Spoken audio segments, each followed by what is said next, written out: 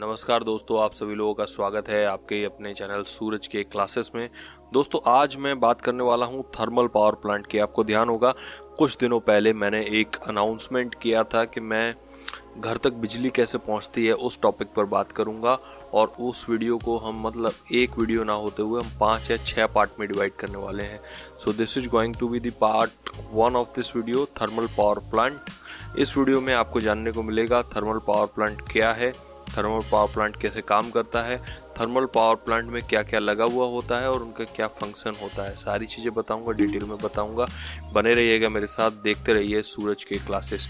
तो दोस्तों सबसे पहले बात करते हैं थर्मल पावर प्लांट के फंक्शनिंग की, उसके मेन प्रिंसिपल ऑफ वर्किंग की।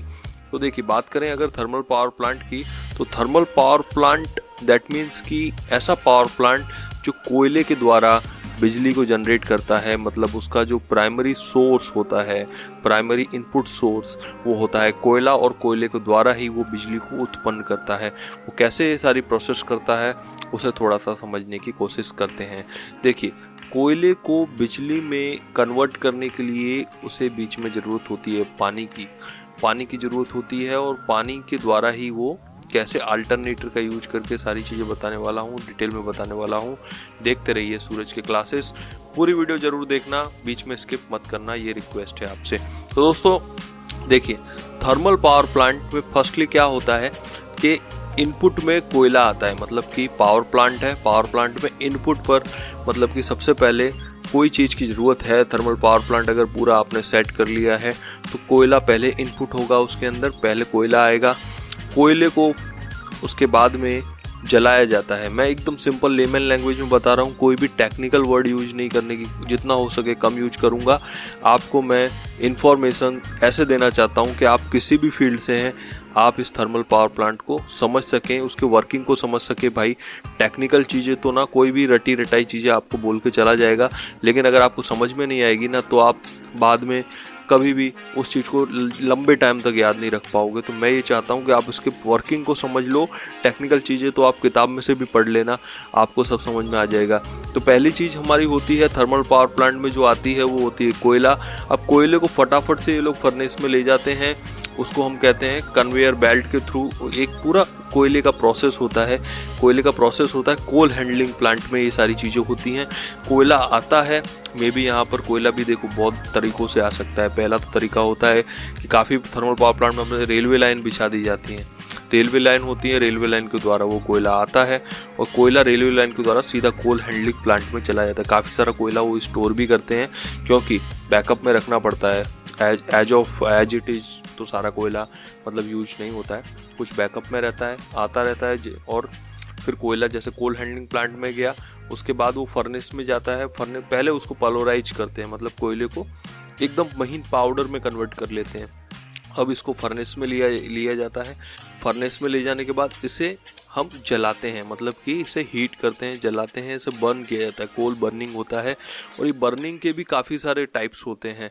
बर्निंग मतलब कि फोर्स्ड बर्निंग होता है, मतलब कोयले को फोर्सफुली फेंका जाता है और आग लगाई जाती है। तो आप सोच सकते हैं कि कोयला जैसे ही ये पाउडर फॉर्म, कोई भी पाउडर है, अगर अपने हाथ से भी आप फेंक दोगे ज़मीन पर तो कैसे हवा में फैल जाता है। अगर उस फैली हुई चीज़ पे अगर आप आग लगा दो तो आग कितनी मतलब एफिशिएंट होगी, आप सोच सकते हो। कोयले का एक छोटे से छोटा कण है, वो भी पूरी तरह से यहाँ जल रहा है। मतलब कि जो हीट है वो कोयले से 100% कन्वर्ट करने की कोशिश करते हैं, कोयले को जला देते हैं। अब जिस जगह पर ये सब हो रहा है, जहाँ पर ये जलाया जा रहा है, उसके आसपास क्या करते हैं, वाटर ट्यूब्स रख लेते हैं। मतलब कि आसपास होता है वाटर ट्यूब्स, मतलब पानी के ट्यूब्स होते हैं जिनमें पानी बहता है। मतलब अब जो जल रहा है कोयला, जो हीट हो रही है, वो हीट किसको मिल रही है, पानी को मिल रही है। और पानी क्या होगा, हीट होके पानी होगा आपका कन्वर्ट हो जाएगा, वेपोराइज हो जाएगा, भाप बन जाएगा।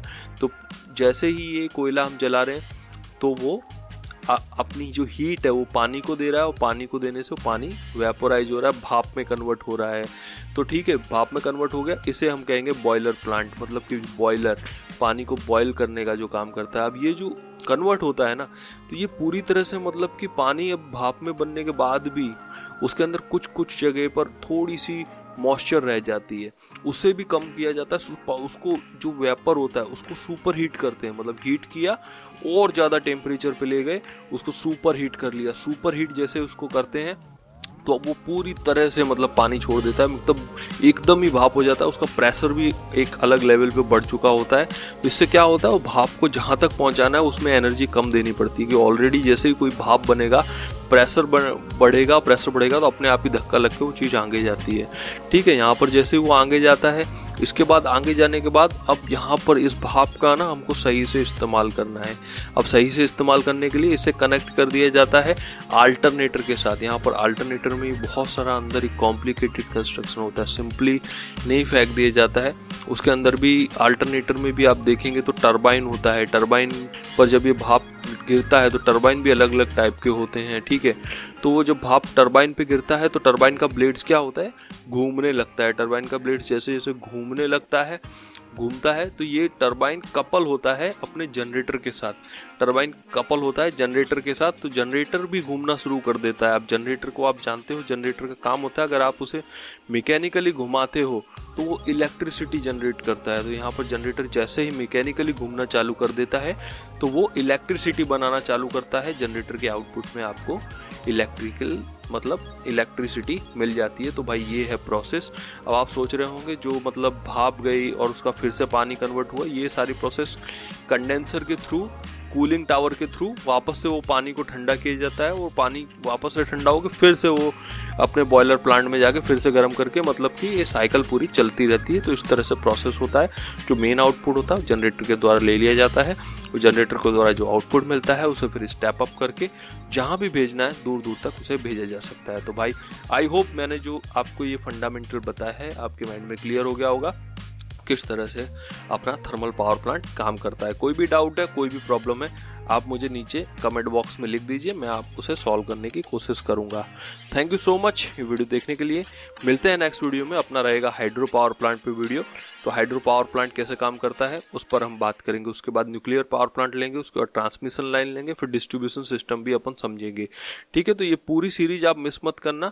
आपके घर तक कैसे बिजली पहुंचती है मैं एकदम लेमन लैंग्वेज में समझाने वाला हूँ, कोई भी टेक्निकल नहीं जाएंगे भाई। ठीक है, आप लोगों को सारी चीज़ें समझ में आए वो ट्राई करेंगे। Thank you so much video देखने के लिए। अच्छा लगा है तो प्लीज़ लाइक कीजिएगा, शेयर कीजिएगा, सब्सक्राइब कीजिएगा। ठीक है, मिलता हूँ आपसे नेक्स्ट वीडियो में। Thank you.